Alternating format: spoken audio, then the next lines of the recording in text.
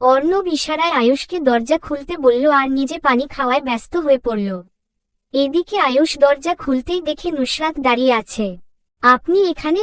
উনাকে একটু ডেকে দিবেন, কিছু কথা বলার ছিল।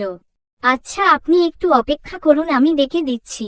কিছুক্ষণ পর অর্ণব বাহিরে আসে আর ও দেখে নুসরাত খাদের মতো একটা জায়গায় দাঁড়িয়ে আছে। অর্ণব তখন মজা করে বলে, এখানে দাঁড়িয়ে আছেন কেন? বয়ফ্রেন্ড ছ্যাঁকা দিয়েছে এর জন্য সুইসাইড করার চিন্তাভাবনায় আছেন নাকি? মজা নিচ্ছেন? উপোস সরি, আপনার তো আবার বয়ফ্রেন্ড নেই, চাপা হেসে বলে। অর্ণবের কথা শুনে নুসরাত কটমট চোখে ওর দিকে তাকায়, তা দেখে অর্ণব একটু কেসে বলে, তাহলে কিসের জন্য ডেকেছিলেন? এই নিন, এটা আপনার জন্য এনেছিলাম, এটা খেলে আপনার ঝাল অনেকটা কমবে। একটা আইসক্রিম অর্ণবের দিকে এগিয়ে দিয়ে, আমার এসবের প্রয়োজন নেই, এই একটু আধটু ঝালে এই অর্ণবের কিছু হয় না, ভাব নিয়ে বলল। হ্যাঁ, সেটা দেখেই বোঝা যাচ্ছে। ঝাল যখন খেতে পারেন না তাহলে খেতে গেলেন কেন? অর্ণব আমতা আমতা করতে থাকে, তা দেখে নুসরাত বলে উঠে, থাক, আর কিছু বলতে হবে না। আমি জানি আপনি আপনার প্রেস্টিজ বজায় রাখতেই জুসটা খেয়েছেন। আমি যেহেতু একজন ডক্টর তাই চাই না আপনি এভাবে ঝালে কষ্ট পান, তাছাড়া এটা আপনার শরীরের জন্যও ঠিক না, তাই এটা নিন তো, বলে অর্ণবের হাতে আইসক্রিমটা ধরিয়ে দেয়। এদিকে অর্ণব মনে মনে বলতে থাকে, আমাকে দেওয়া এটা তোমার প্রথম উপহার, এটা আমি কিভাবে খাবো? ইচ্ছে তো করছে আইসক্রিমটাকে মিউজিয়ামে যত্ন করে রেখে দিতে, কিন্তু তার উপায় নেই।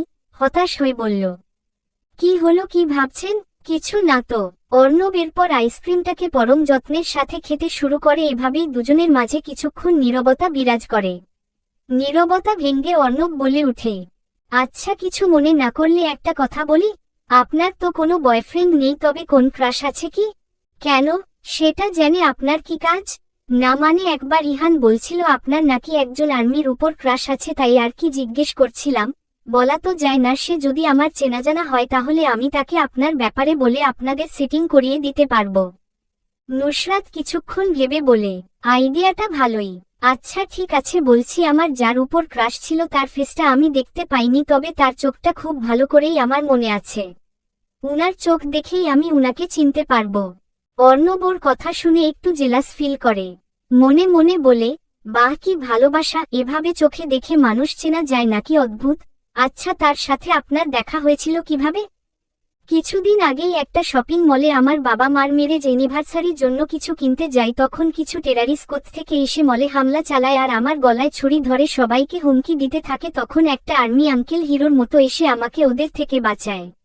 তখন থেকেই আমি উনাকে পছন্দ করতে শুরু করি।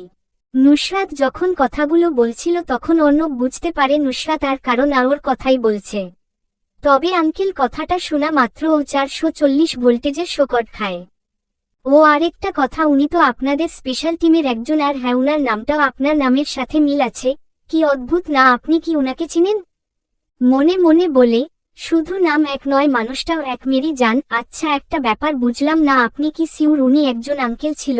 হার্টের উপর হাত রেখে, না মানে সে তো আমার মতো হেনসামও হতে পারে। মুখে সামান্য হাসি। আপনার মতো হেনসাম হবে কেন, আপনার চেয়েও বেশি হেনসাম হবে। যাই হোক, উনি যদি আঙ্কেল না হয় তাহলে সেটা তো আমার জন্য ভালো। আর শুনুন, উনার সাথে যদি কখনো দেখা হয় তাহলে অবশ্যই উনাকে আমার কথা বলবেন, আর সঙ্গে এটাও বলবেন উনি যদি বিয়ে না করে থাকে তাহলে আমি উনাকে বিয়ে করব। লজ্জা পেয়ে, সত্যি, আমি কি বেঁচে আছি? আপনি মরবেন কেন, আজব তো। কিন্তু আপনার ওনাকে আঙ্কেল কেন মনে হচ্ছে সেটা জানতে পারি? না মানে, ছোটবেলা থেকে অভ্যাস তো, তাই আর কি। তাছাড়া আমি শুনেছি উনি নাকি স্পেশাল ফোর্সের একজন বড় অফিসার, আর বড় অফিসারদের বয়স একটু বেশি থাকে, তাই আমি সেই হিসেবে বলছি। তবে আপনাকে দেখে অবশ্য সেই ধারণা পাল্টে গেছে। ও আচ্ছা, তার মানে সে যদি একটু বয়স্ক তবে সিঙ্গেল থাকে, তাহলে আপনি সিউর তো তাকে বিয়ে করবেন? হুম, যে যাই বলুক না কেন, হি ইজ মাই হিরো। এই বলে নুসরাত ওখান থেকে চলে যায়। আর এদিকে অর্ণব ওর বলা কথাগুলো শুনে হাসবে না কাঁদবে তা বুঝতে পারে না। এরপর অর্ণব হাতে থাকা আইসক্রিমটা দেখে বলে, ইস, তুইও গলে যাচ্ছিস, এখন বরং তোকে খেয়ে ফেলি, আর তোকে অপেক্ষা করাবো না। এরপর আবার রেপারটা যত্ন করে রেখে দিতে হবে। আফটার অল ফার্স্ট গিফট বলে কথা। এই বলে অর্ণব যেই আইসক্রিম খেতে যাবে তখনই কোথা থেকে ইহান এসে ওর আইসক্রিমে এক কামড় বসায়। এতে অর্ণব রেগে ওর দিকে তাকায়। কি হলো, এভাবে তাকিয়ে আছিস কেন? অর্ণব কিছু না বলে রেগে ওখান থেকে নিজের রুমে চলে যায়। এর আবার কি হলো? সকালে নুসরাত ঘুম থেকে উঠে দেখে কিছু সৈনিক তখন থেকে কি যেন একটা খুঁজে যাচ্ছে। তাই ও মুমকে জিজ্ঞেস করে, এখানে কি হচ্ছে রে? এই চিরনি তল্লাশি কিসের জন্য? ইয়াস বলল, কালকে রাতে অর্ণব স্যারের সেকেন্ড ফোনটা কোথায় যেন হারিয়ে গেছে, যে ওটা খুঁজে দিতে পারবে তাকে নাকি উনি 50,000 টাকা প্লাস যা চাইবে তাই দিবে, তাই সবাই উনার ফোনটা খুঁজছে। কি এমন আছে ওই ফোনটায় যার জন্য এত বড় পুরস্কার? যে ফোনটা পাবে সে তো লটারি জিতে যাবে। শুধু ফোনটার জন্যই 50,000 টাকা, তার সাথে আবার যা চাইবে তাই দিবে। অদ্ভুত। তখন হঠাৎ নুসরাতের কালকে রাতের কথা মনে পড়ে। ফ্ল্যাশব্যাক। নুসরাত ওর মায়ের সাথে কথা বলার জন্য আবার যখন সেই জায়গায় যায় তখন ওখানে একটা ফোন পড়ে থাকতে দেখে আর ফোনটা হাতে নিয়ে ভাবতে থাকে, এটা আবার কার ফোন? ফোনটা তো বন্ধ হয়ে আছে, কিভাবে বুঝবো এটা কার? এখন তো অনেক রাত, সকালে এর মালিককে খোঁজা যাবে। এই বলে নুসরাত ফোনটা নিজের পকেটে ঢুকিয়ে রুমে চলে যায়। Flash back end. তার মানে ওই ফোনটা অর্ণব স্যারের। চলবে।